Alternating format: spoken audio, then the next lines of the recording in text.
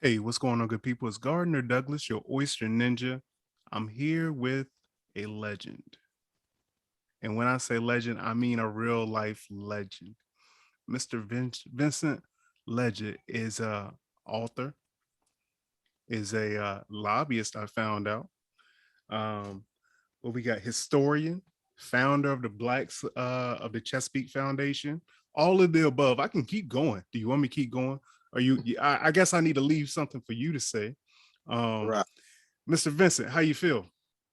Feeling good, feeling good. All is well. I'm beaming live from on the Chesapeake Bay down here in Annapolis, Maryland, and the water is sparkling and the seagulls are circling. So it's a good day on the bay. No doubt. No. Tell me a little bit, man. Let's just start. Jump right into it, man. Like, how did you grow up? How did you get into this lifestyle? Well, I describe myself as a country boy from East Baltimore. And once you stop laughing and your listening audience stop laughing, saying ain't nothing country in East Baltimore, the reason I say that is that both of my parents were born in North Carolina. My mom from the Rocky Mount area, my dad from further south below Fayetteville, North Carolina, Fort Bragg, places like that, going down to Lumberton, Laurinburg, and Maxton, North Carolina, and they migrated to Baltimore in the 50s. But every summer, they would crate my older brother up and my younger sister and send us down the country every summer. And we went down there to our grandparents' farms and cotton and tobacco and watermelons and cantaloupes and fishing and hunting. And what I Oh would man, I say, don't mean to interrupt, but don't do me like that. Don't do me like that, man. I'm sorry for interrupting.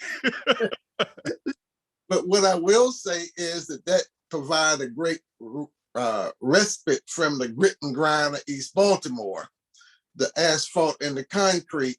So what I would say is I've always had a connection to land, always a connection to a land-based society. And even with both my parents from being from the Carolinas, my mom's side of the family lived in a town named after them. I mean, my granddad had a farm, had 7 boys, and my mom was the only girl. So he started out with chips on the table. That's 7 dudes you don't need to hire. And he had a little general store in town, and everything worked on credit.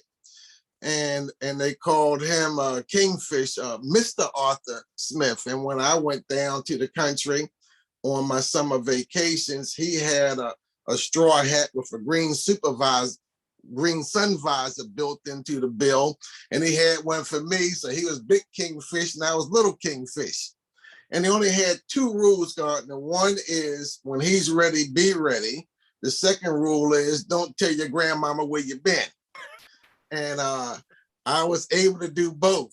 I mean, he would get up before the crack of dawn, eat 1 egg and 1 sausage, and I was in the pickup truck. And we would head out in the morning, and he would drop me off at the pool room and leave me a quarter, leave the boys a quarter, so I could get some nabs and a Yoo-hoo soda. And I never rented him out. I mean, Grandma felt good saying, well, Little Kingfish with him, he can't go but so far off. But I developed a nice pool game in town because that's where I hung out until it was time for him to pick me up. Now, Dad's people were tenant farmers and sharecroppers. And you can always see where this is going. I mean, they lived on the same farm that their foreparents lived on in little shanties and shacks on the North 40 of the property, or down in the hollow, or down in the bottom. It was never choice land. And they worked on shares, and we lived in extended families with a whole bunch of cousins and all of that. But they were hard working, church going people. And so even my experience in the South, where one grandfather owned his farm and leased other farms, was a leader in the Farm Bureau, and my dad's people were sharecroppers or tenant farmers. And so I really got a chance to see both worlds. And then if you marry that with when the summer's over, I'm back in East Baltimore. And you or your viewing and listening audience might remember The Wire, Well, many of the streets that The Wire was filmed on was streets that I played on, ran on, and I would say I knew the alleys better than the city streets. So I'll stop right there. Your audience can translate that sentence. I knew the alley better than the streets. But what that did was shaped who I am and who I became, because I do believe, Gardner, that 95 to 90% of who we are shaped by the time we're 7, 8, 9 years old. And the trajectory is set. So I think that really got kind of baked in my DNAs, just seeing people in charge, owning stuff, running stuff, but also the value of family. Because even on my dad's side, my great-grandmother could remember seeing her siblings sold into slavery in the South. I mean, so, because I'm only 3 generations away. I mean, sometimes it sounds like ancient history, but 3 generations away is not a big leap from that period. So I think that got me interested. And so fishing and hunting with my dad and his brothers, and we had a sportsman's club, and we would hunt in the Carolinas, Maryland's Eastern Shore, fish. So that gave me an orientation, I would say, to outdoor life, environmental life, and got a chance to meet watermen through my dad, and just seeing people that work the bay. So it just opened up a whole vista that I didn't know existed. So I think that's where some of the early beginnings are, and it just got refined over time. Man, I can just imagine, like just you going through that timeline. I can just imagine the things you've seen, heard, the changes. I mean, even in Baltimore, we don't even have to go to the country. It just in Baltimore, the changes. But I do want to go back to just bringing youth up, because that was going to be one of my questions anyway. And just the importance of getting them involved in the environment and on the waterways, and teaching them about their history. Like, how do you think, well, you hit it far as the impact, but like, I know that had to set you apart from other kids because you had that experience going down to the farm, the country, and your your family having that ownership. How do you think, like looking back now, how do you think that sets you apart from other kids?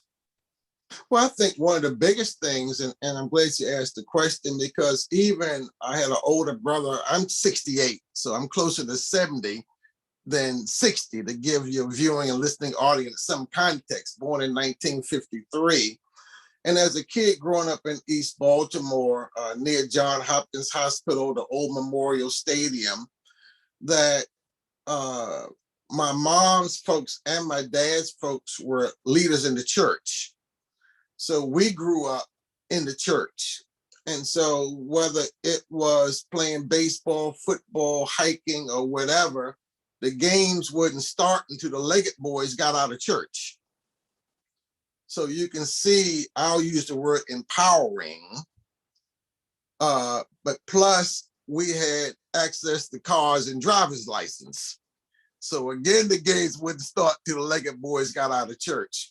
And that was just something that was not an option until we got 16, 17 years of age, because being in the churches and Sunday school and Little League and just developing leadership opportunities, a faith-based life. We always had reading materials around the house. And so it was a thing where people accepted that. My peers accepted that. And even if there were other kids that may have been churchmen or church boys or acolytes or whatever, they didn't get the same kind of, I would say, pass that we were given. And by my brother being older, he was more academic, more nerdy, older. And my thing was I always liked the action. I mean, and we had a big thoroughfare in the area we grew up called Harford Road, and I was banned off of Harford Road by my father. We had the bars and the pool rooms and the cut rate stores and the Chinese joints and all of that stuff. And so even my friends would be the lookout. Vince, get in the shadow. Here come Mr. Charlie. And so I would say that kind of added to the mix also. And I was the type gardener that I would go up on the strip, and this is the Harford Road I just described, and figure out who was in charge and made myself their special assistant. So I was with the top preacher, top golfer, top hustler, top bar owner, top politician, because I learned early on from my granddad and from my dad's folks, good help was hard to find. And that's one of the things that really got drilled into me. Vince, always be good help. And subsequently, I worked for 5 governors because that same thing that got instilled in me at 8, 9, 10, 11, 12 years old has carried to even today. And what I found is that the system tries to keep good help out of harm's way. I'll say that again, Doc. The system, whether it's the guys in the alley or the guys in the White House, they protect good help because it's hard to find and it's valued. And I've kind of lived my life trying to be good help. Nice, man. And there are occasions where the guys will say, Vince, sit in the car. You don't need to see this one. And I sit in the car. Right. Or if I say, well, look, man, you can't drive that apple red Bonneville convertible down in front of my house. My mama don't like that look. Right. We'll pick you up around the corner, but you're going. Got you. And I would say, going back to your initial question, is it's all about exposure. And so as I work with young people, is what I try to do is to give them as much exposure as I can and let them find their own path, but keep exposing them to things, exposure, because I think that's where I got my competitive edge at. Exposure in the country, exposure in the city, my own inquisitiveness. So that's what I would say as I work with young people, and let them find their way, let them find their passion. And even if they don't realize it that day, something's going to get planted in them that might trigger something later. Man, that's a perfect answer, man. Good. You done did this before, huh? You did this before. But this is just my... What's that? This is just my second rodeo. Man, that's cool, man.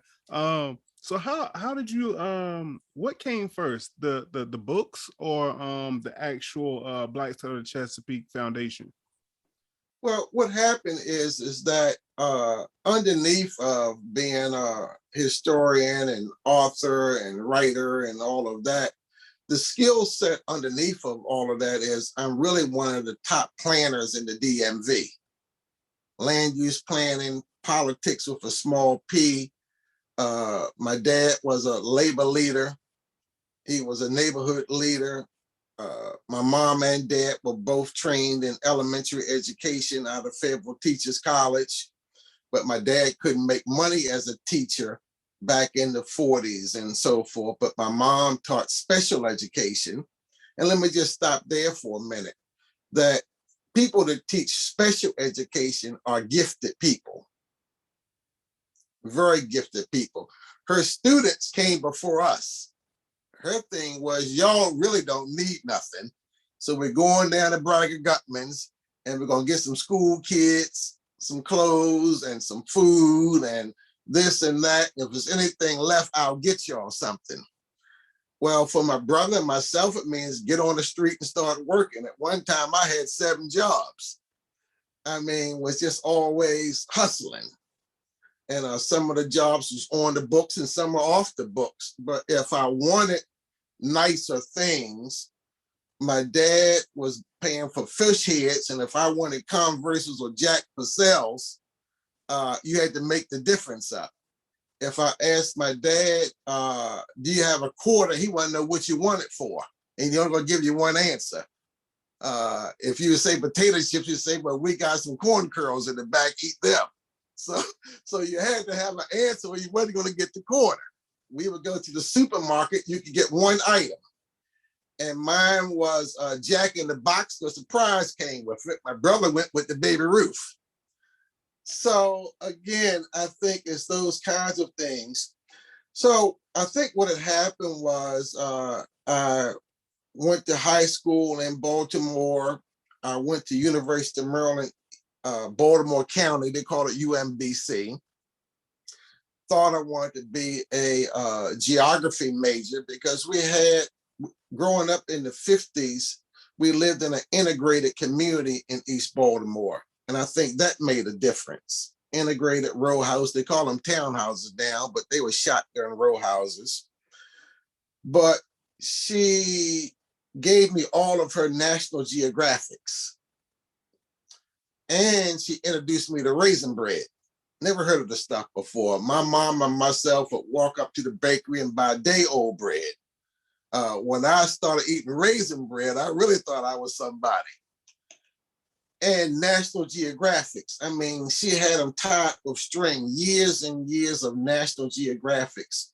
And what that did for me, Gardner, was just open a whole world about culture and history, some of the most beautiful photographs. And when I had to do school projects, science projects, my kids was bringing Jet and Ebony and Afro-American newspapers you couldn't read. I was coming in there on my poster boards with stuff from National Geographic. So my stuff was going on the bulletin board and winning the awards because you can imagine National Geographic look is a little different than Girl of the Week from Jet or from Ebony magazine. And I'll throw in some race stuff, but it was still more National Geographic, beautiful people, animals, scenery. And so, again, that's another seed that got planted. And again, exposure. I mean, I traveled around the world from my basement just through National Geographic. So always expanding. So I was at UMBC. I thought I wanted to be a geography major. And I think it really came from the National Geographics. It's put me on that trajectory. I like art. I love maps. But after 2 years, I think I might have had 20 credits after 2 years. All of my friends got put out of school. I didn't have any credits, but I had a great GPA. I mean, I would start out with 16 credits, and drop everything, end up with 6. And at least I got a C in the ones with 6s. And so I was able to transfer out of there because even when I went to college, I always knew good help was hard to find. And so I was working with the progressive professors and in the clubs and taking courses like the psychology of racism and was an assistant to the professors and the progressives on campus. And they saw value in me and helped me transfer to Morgan State University. And I majored in urban planning and community development.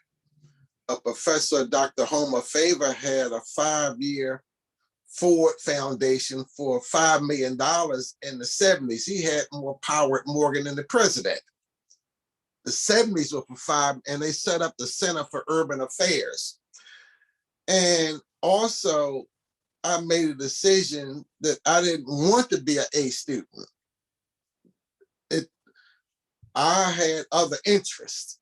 And so 2.0, 2.5, I think out of 128 college credits, I got 1A because I wasn't willing to do what A students do. I mean, I was working, I was a member of the student senate, I was attorney general of Morgan Student Court, I was working internships. And so I just strive to have a broader experience. And I was okay, and I was cool with it. I wasn't pressed to be an A student. I wasn't pressed to be a B student. A strong C with other things in it was really what I strive for. And I'm not an A student today. I'm a strong C. A nice diversity portfolio. Yes. We're going to fill it up a little bit. I got you, man. I got you. And so I would say that those were the early beginnings. And so I think maybe around the 1980s is when I caught the spirit of the Chesapeake. I was working for the school system in Baltimore for 5 years as a planner. And then I got recruited to Anne Arundel school system as a planner, and eventually headed up their planning division for Anne Arundel schools. Because most of the people in urban planning went to city planning, regional planning, planning agencies. Very few went to educational facilities planning. So I think that just put me in a different context around educators, researchers, PhDs. And because traditionally in public education, planners were principals who got in trouble. They would put you in timeout, send you to headquarters to draw maps and do some coloring till you get yourself together.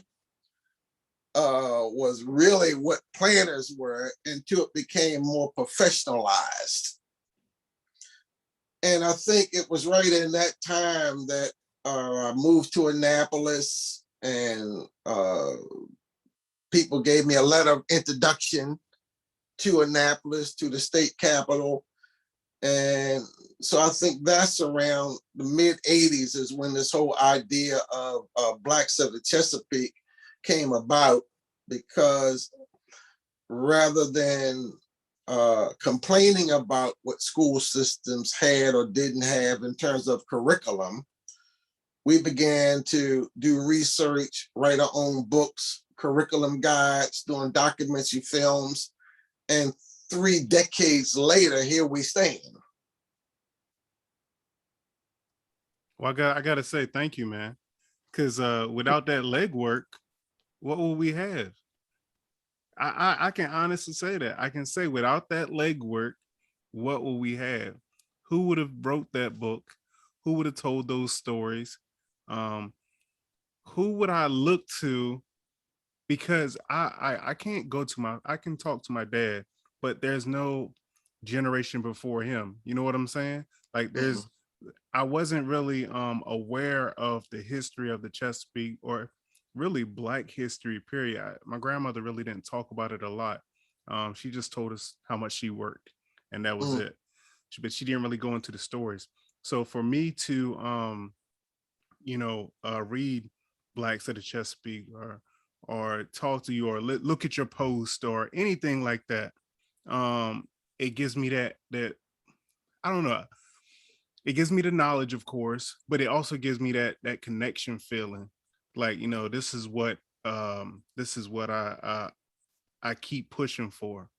This is what I try to press, just push positivity. My posts, my the things I do, the way I do things, you know what I mean? And so I can add to that legacy and not take away. Well, I can relate to what you're saying, because what had happened was, as I told you, I would go up the strip and see who was in charge. So I began to work with delegates and senators in Baltimore. I was a legislative assistant in the General Assembly in the 70s. Came out of school in 75, and I was a chief legislative assistant by 78. And so the governor of Maryland came to me because they were trying to get additional funding for Chesapeake Bay enhancement. And this was in the 80s. And the Black elected officials from Baltimore and Prince George's County was having none of it. that when they looked at the issues impacting their district, education, housing, equal justice of the law, they saw so many other issues that were critical to their constituents. And when the governor asked me, would I go in and talk with the Legislative Black Caucus about garnering their support around Save the Bay, Clean Up the Bay, they summarily dismissed me. They looked at it as a greenie issue. Well, because of my relationship with the elected officials, I asked them, well, give me another shot at making my case. And I wrote a white paper / a black paper called Blacks of the Chesapeake.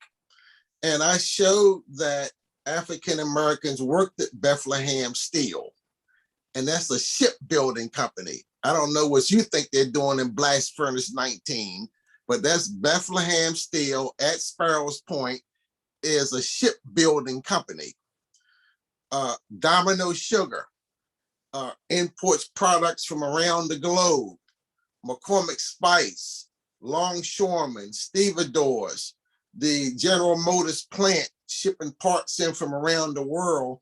I reset the story not as an environmental issue, but as an economic issue. And the light bulbs went on.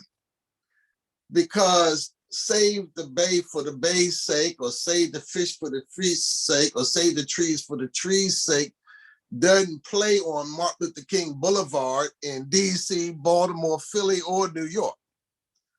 But if once we got it framed up as an economic issue and showing that African Americans have a rich history on the bay as boat builders and sail makers and owners of seafood processing plants and own some of the best restaurants and built some of the best implements on farms and the military conquest as it related to the Bay. I mean, going back to Francis Scott Key at Fort McHenry, War of 1812, Civil War.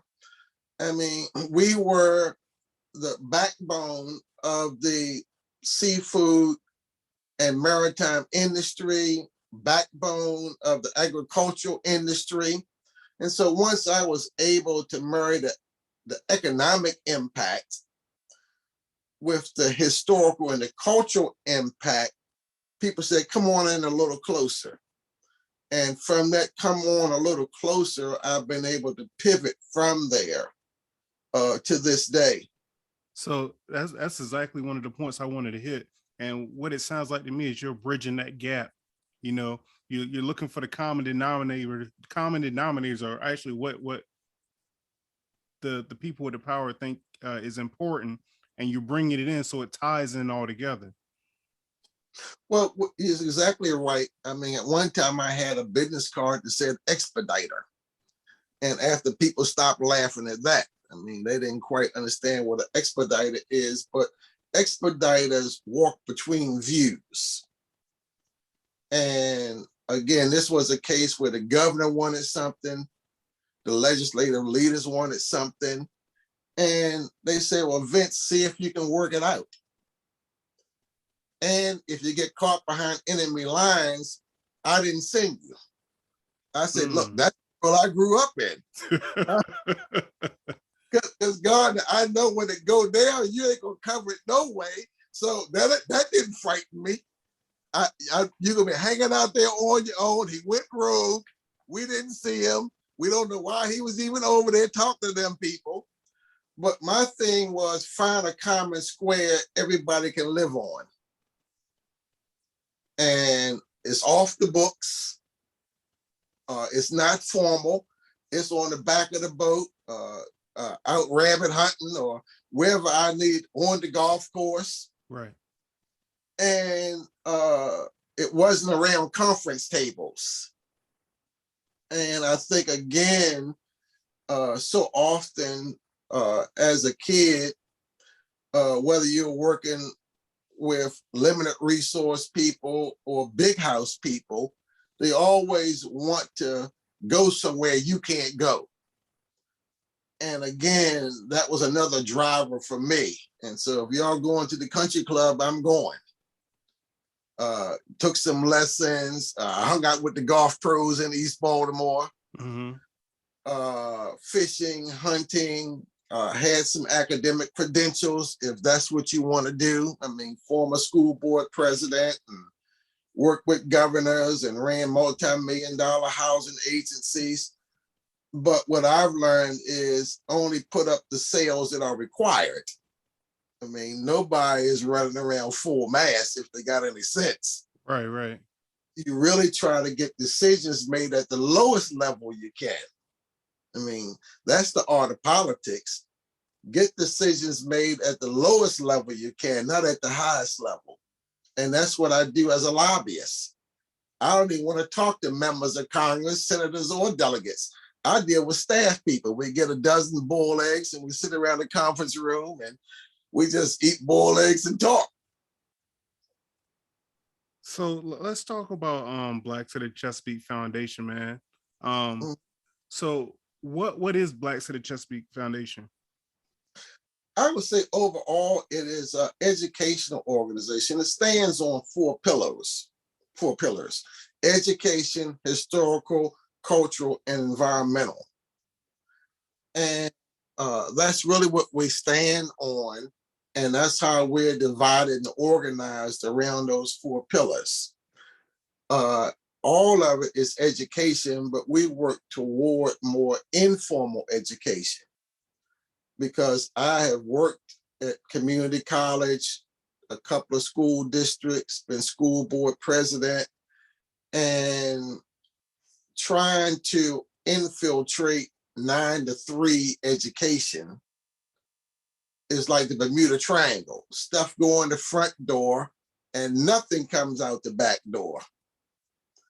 And I'm speaking from an insider. As an insider, you go in the front door, it's the Bermuda Triangle, and nothing comes out the back door. Bureaucracy, politics, personalities, accountability now. So we have found a softer, easier way after school, summer programs. It's less rules, less regulations. You got more flexibility. And so that's how we fashion our educational initiatives. Yes, I was able to get my books and my writing approved by school districts throughout the Mid-Atlantic region as supplemental materials of instruction. And that's partly because they view me as an insider with my educational background. It's hard to walk off the street, Baltimore City, Prince George, Montgomery, you name it. You'll run out of dollars before you get to the goal line or get frustrated. So that's one part of it. Another part of it is history. And what I would say is the African-American watermen and women whose lives have been shaped by the Bay will always be the core of our work. And celebrating their stories, because their stories weren't told. 30 years ago, many of the people I interviewed were 70 years old 30 years ago. And life on the Bay, arthritis, lifestyle, depression, loss, as the regulation of the Bay increased and the bounty of the Bay decreased, it collided on a way of life. Right. In the African-American community, our mamas and grandmamas aren't encouraging us to pursue that way of life. Right. Education has always been the way up and out for us as a downtrodden people.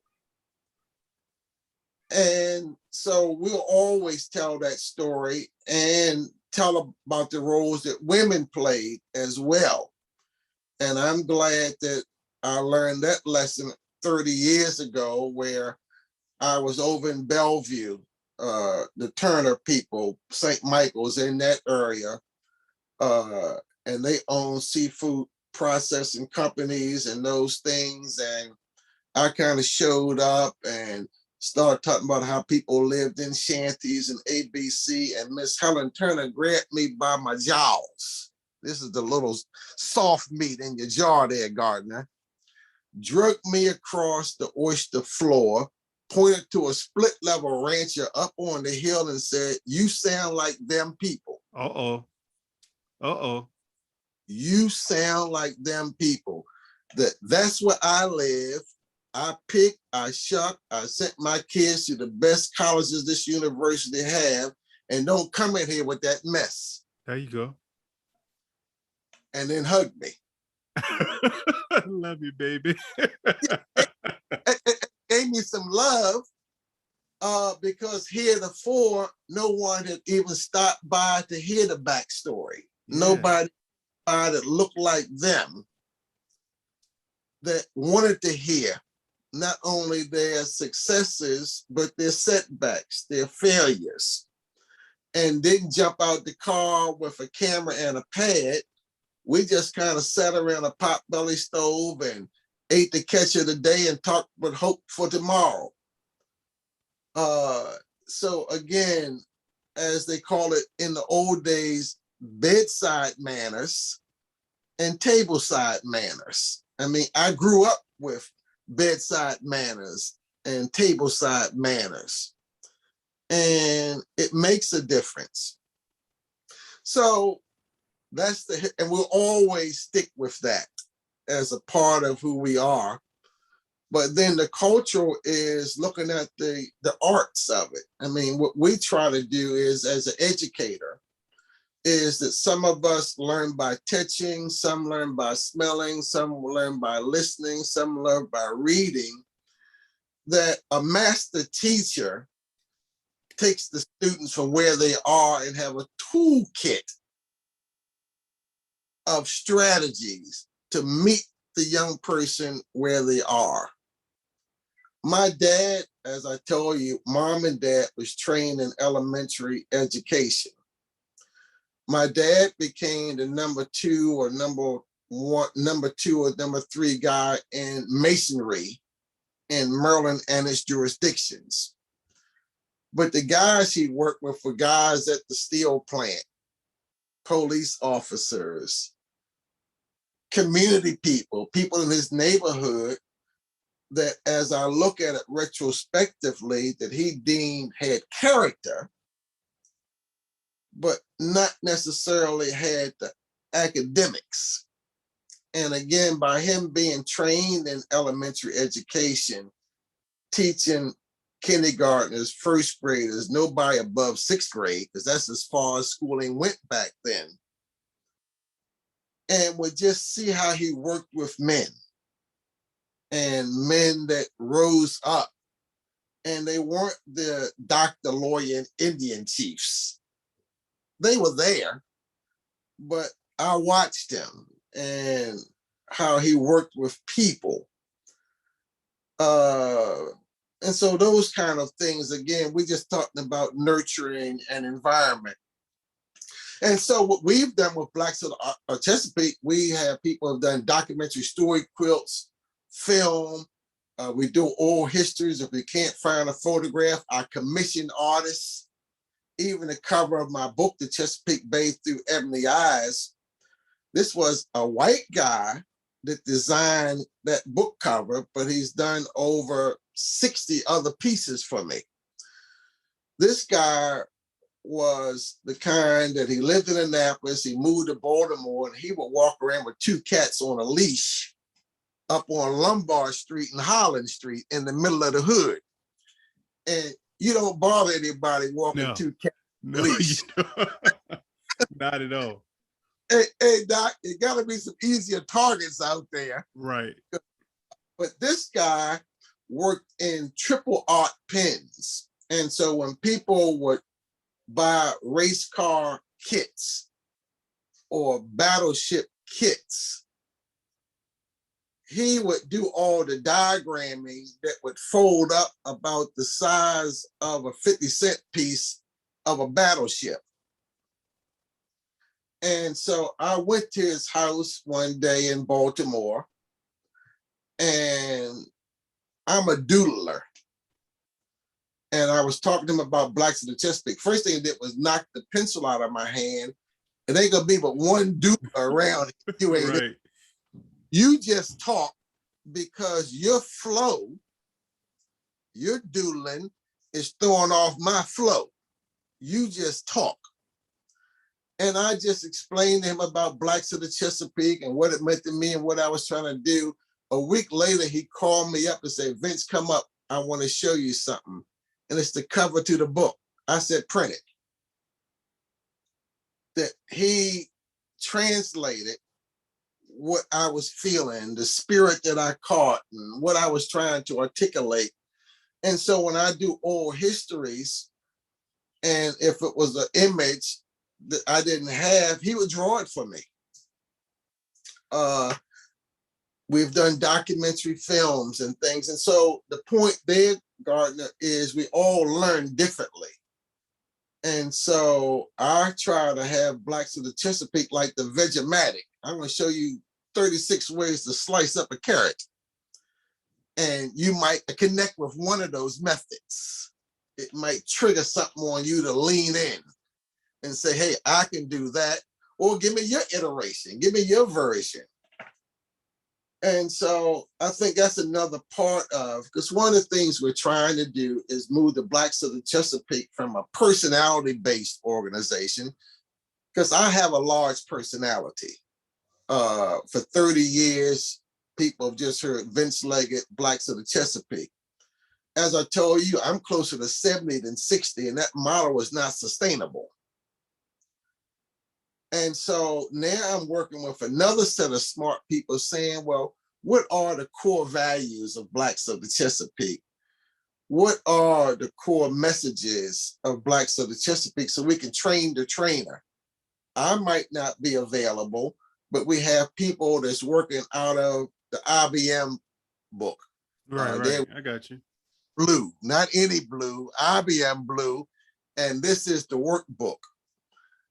And even going back through the civil rights movement and other major movements around the country and the world, there was a manual. I mean, people weren't making it up as they go along. They can nibble around the edges, but there are some core principles. And so some of those principles, Gardner, is that we try to leave people better than we found them. Do no harm. Endeavor toward that. It might not work out that way. Give more than we get. Try to operate in spirit and in truth. Try to do things decent and in order. And as my granddaddy said, and people really misunderstand me, misunderstand Blacks of the Chesapeake, people think I'm all over the place. I'm really not, Gardner. What my granddaddy Arthur Smith said, Vince, plow between the ditches and you're always on your farm. Let me say that again, Doc. Plow between the ditches and you're always on your farm. So you don't have to guess where you work in your field or not. Plow between the ditches. If you jump over a ditch, you off your farm. Don't weed it, don't seed it, don't worry about it. And so people say, well, he started a bunch, don't finish nothing. He here, he there, he all over the place. I'm really not. I'm really plowing between the ditches. I don't know if do you follow that a little bit? No, I follow it all the way. It sounds like me. It sounds like me. Okay. No, that's what I get. It sounds like my whole goal was anytime you see oysters or hear about oysters, I wanted my name to be attached to it. Yes. So we got the raw bar. So we got the podcast. So we got the social media. So we got the interviews. So we got, dot. It goes on and on. So no, I got you. Plow between the ditches. Yes. You got it. You got it, Doc. I like that. I'm going to start saying Doc now too. Oh man. I think, you know what, man? I think we're going to have to do a couple parts to this because this is good, man. This is good. This is what we needed. This is what I needed. I got a bunch of questions, but I don't even want to start them. I'm not gonna lie, I don't want to start them. Well, can I just give you my takeaway then? Yeah, for sure. A couple points I wanted to get across to you and your viewing. One thing I found is for a project you've been working on for 30 years, I don't want to start back in the beginning. What I want to do is tell you what I worked on today and what I worked on yesterday. Because I'm at the point now intuitively is who or what comes across the screen is who I need to be focused on. I don't really need to do anything new. It's connect those dots. So one big initiative we have is that we have been working with the Maryland State Archives, Johns Hopkins University, and other organizations to inventory, digitize, and catalog the 30-year Blacks of the Chesapeake collection. Over 40,000 photographs, ephemeral material, memorabilia, material records, oral histories, VHS, cassette tapes, to one, make it more accessible to ourselves. I mean, I have stuff underneath of beds, at outlaw's house, at in-law's house, written outside storage. I mean, I have about 8 5-drawer metal file cabinets that are so far back in the storage room, I can't even pull the door open on the file cabinet in the last 10 years. And so that's what we are working through, trying to raise money toward. It's a multi-year project, but again, training people in archival science, library science, how to digitize, how to write metadata around photography, genealogy. And so it's just not doing the work, but make that a learning experience, showing people careers in conservation, careers in history, careers in computer science, working on real stuff, not hypothetical. So that's a big part of where we are right now. The other part is to continue to not only expand the bandwidth of the Blacks of the Chesapeake, but expand the depth of it, because the Blacks of the Chesapeake has always ran more lateral, because as I said, many of the people I was involved with that had the records and the stories was 70 years old 30 years ago. And so as the landscape is vanishing with climate change, sea level rise, there are more funerals than baby showers in the communities that we are important to us.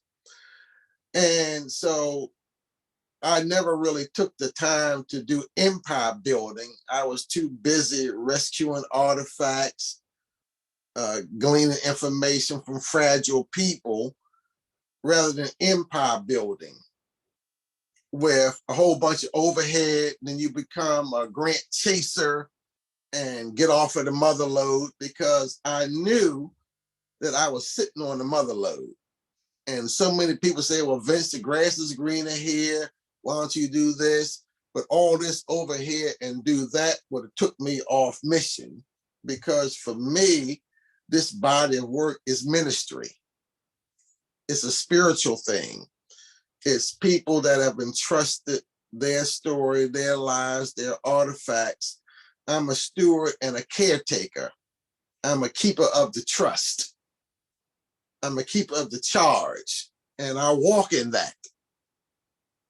I walk in that spirit. So that's another big part of it. But right now we're looking at land conservation, identifying historical sites, but still trying to put together an operating model that's still lean and mean. Still lean and mean. So we use contract employees, consultant agreements, project agreements. I'm not trying to build a standing army, because you need to remain strategic and tactical to take advantage of opportunities. Who wants a Titanic that you can't turn around? Right. But you still need some basic core infrastructure. So again, those are the kinds of things that I'm endeavoring toward now. Keep the archival stuff moving, put in a technical force. I mean, you have a a background, you understand these words. Right. No, I got you. Because armies travel on their belly.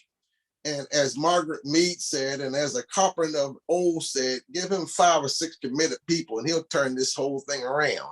I believe that, because having a stadium or a gymnasium of people that's at odds, don't agree, different points of view, I'm too old for that. I'm not buying green tomatoes or green bananas at this part in my life. I'm on to go shovel ready, boss. We not waiting around for nothing to get right. I need it now. No.